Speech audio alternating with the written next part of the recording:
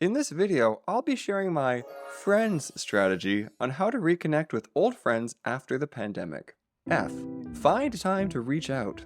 As we emerge from the pandemic, life might be busier than ever, making it difficult to prioritize reconnecting with old friends. While most of us use social media to keep in touch with people throughout the pandemic, social media use doesn't necessarily translate to closer offline relationships. Over half of Americans are experiencing loneliness according to a recent study by Cigna, which is absolutely bonkers because the health implications of loneliness have been linked to the same risk of mortality as smoking 15 cigarettes a day or being an alcoholic. So if you can try to set aside at least 2 hours a week to connect with a friend, whether in person or on the phone, it'll make a world of difference to your health. Now that we've decided finding time to reach out is a priority, we are now ready to move on to R. Remember the good times. Before you start going through your contact list and reaching out to everyone willy-nilly, it can be a good idea to first think about who you actually want to get back in contact with. Once you've made your list, take a trip down memory lane. For each friend, recall the memorable moments you shared with them. Maybe it was the mischief you caused in high school, or the moments of laughter playing snifty snakes in their college dorm. Perhaps you had the same terrible boss. Maybe you traveled together. Maybe they're the only one who knows where you hid the body. What? Reliving these memories will remind you of the strong bond you once shared. Now that we are hopped up on nostalgia, it is time for I. Initiate a conversation. Initiating a conversation can be quite simple. It can be a text, a direct message, a phone call, a letter, Morse code, carrier pigeon, a latte with one of those latte art messages written on it by one of those fancy latte art machines. Whichever you choose, the most important part is that you go to where they are to initiate the conversation. When reaching out, you're probably going to want to acknowledge that time has passed since you last connected, but you've been thinking about them and would love to catch up. On a personal note, I would probably clarify here that I am not reaching out to help them become their own boss, but because I genuinely want to see them and hear what they've been up to.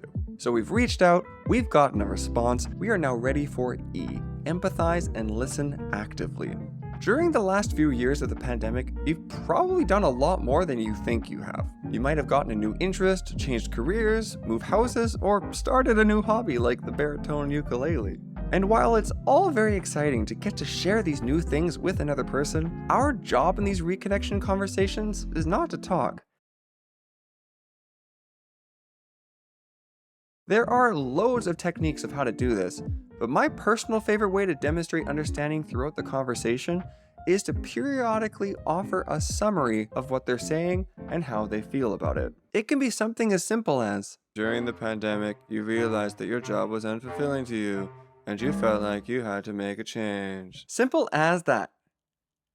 According to former FBI hostage negotiator Chris Voss, the goal of the summary is to make your friend feel so understood that they can only respond with, "That's right." This moment of connection is crucial because according to neuroscientist Paul Zak, when someone feels understood, their brain releases oxytocin, a hormone that plays a significant role in social bonding, trust, and attachment. Oxytocin is often referred to as the love hormone or the cuddle hormone because it helps us feel closer to others and strengthens our relationships. Furthermore, the release of oxytocin can create a virtuous cycle. As we connect more with others and feel closer to them, our brains release more oxytocin, which in turn motivates us to seek out even more social connections. It's essential to practice empathy and active listening when reconnecting with old friends, as it creates a strong foundation for renewed and lasting friendship. Moving along, these next two letters, N and D, kind of go hand in hand. Nurture the relationship and don't be afraid of being vulnerable. Nurturing a relationship is an ongoing process that involves openness, empathy, and a willingness to invest time and energy into the connection. Vulnerability is essential for strengthening relationships and is linked to increased trust and closeness. When you're nurturing a friendship, it's important to maintain a balance of give and take. Listen actively to your friend and make an effort to understand their perspective. Share your own experiences and emotions, but also be open to hearing theirs.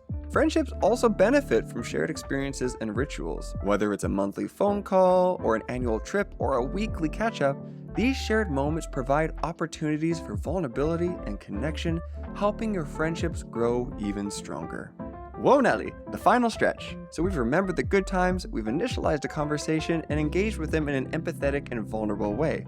It is now time for S. Set a date to meet up. The back and forth of choosing a time to meet up can be exhausting and may even hinder the reconnection process. To make it easier, try the errand hang. You take a task you already have to do and combine it with a person that you want to see. Blam! It is uncanny the things you will learn about someone by just watching them go shopping. Do you want to know who I saw at the club last weekend? Do you want to know how I got rid of this stain? I have never wanted to know anything more in my entire life. Or just go for coffee, whatever. And there you have it. With the F.R.I.E.N.D.S method, reconnecting with old friends becomes more manageable and more enjoyable. If any of these strategies have helped you in the past, or you found success in reconnecting with a friend, I'd love to hear about it in the comments below. My name is Cameron, this is Mempathy, thank you for watching, and happy reconnecting!